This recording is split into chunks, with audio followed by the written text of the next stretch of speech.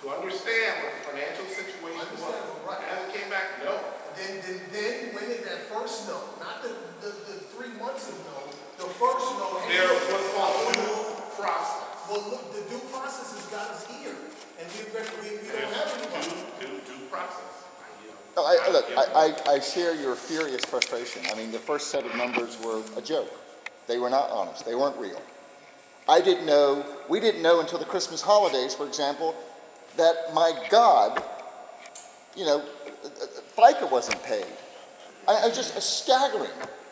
You know, that's a pretty hell of a bother. So I share your anger at this. I mean, I'll be honest with you. When I was in June, I said to this board, you have to, the administration, don't open. You don't have enough capital set forth. You don't open a charter school with nothing down. You buy a used car with nothing down. And there was pushback from the administration that said absolutely not. But you know something? I'm not a school administrator. What the hell do I know? Yeah.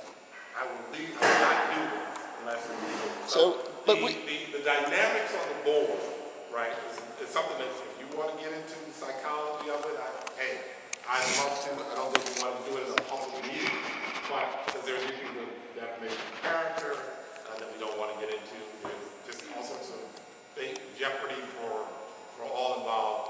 But in terms of the idea that the board was asleep at the wheel while the rector overspent and kept spending is a valid accusation.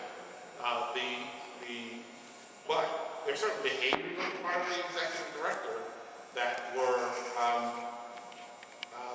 not straightforward. Like you had, for instance, the checks for your FICA, right, were actually written, but just not mailed.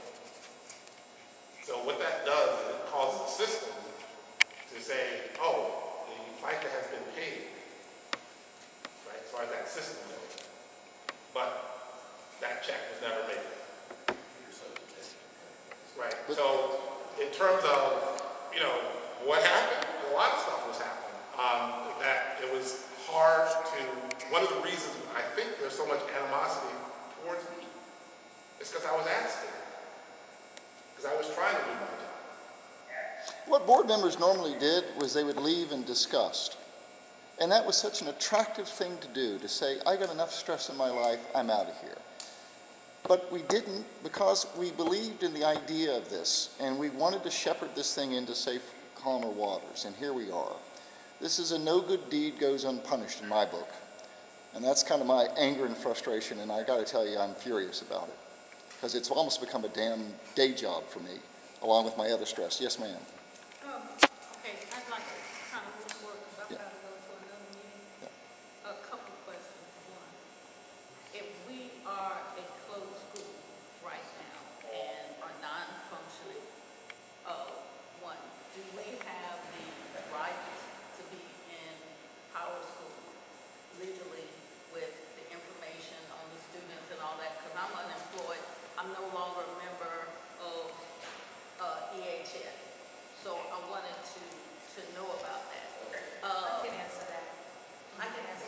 With the documents we got from Dr. Medley regarding the closure, we are allowed a certain number of days to work in our school to get the grade done. Okay. So the answer to that is yes. Cool. Yes, 5 days to get the grades done. So for the day of closure, not counting tomorrow, we have until next Monday to work in our school. Yeah, mine's ready to go anyway. My second question was that there is, it doesn't seem feasible to move students again. So to open doesn't seem reasonable, feasible, or in good scholastic, academic, whatever you want to use, judgment, just not good judgment. So I don't see, from my point of view, how we're going to get back these students, and especially not having something to be as competitive to bring them back, something extraordinary. You know, NASA is going to set up, and we're going to have all our students involved. I just don't see that.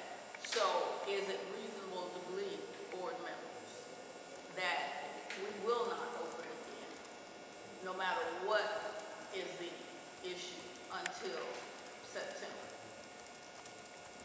I think we're open to exploring all options. Well, okay, but to expand on that, I mean, one of the hopes, and it goes back to what Astrid is trying to do, is to find a utilization of the building that would keep you as employees gainfully employed to serve the community.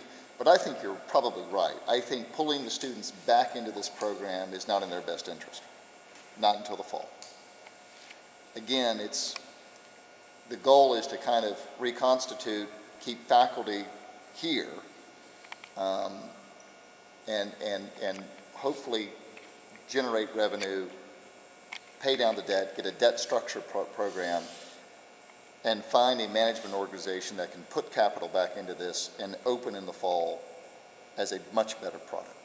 So pay the staff what is owed, because after, last Friday in our 5 days, we probably could stretch it out to the extra 5 days. After that point, we have those students with, Absolutely. doing nothing, so there's anything to keep us. Yeah. And again, I guess, and we need to have a discussion which goes, well, what would you like to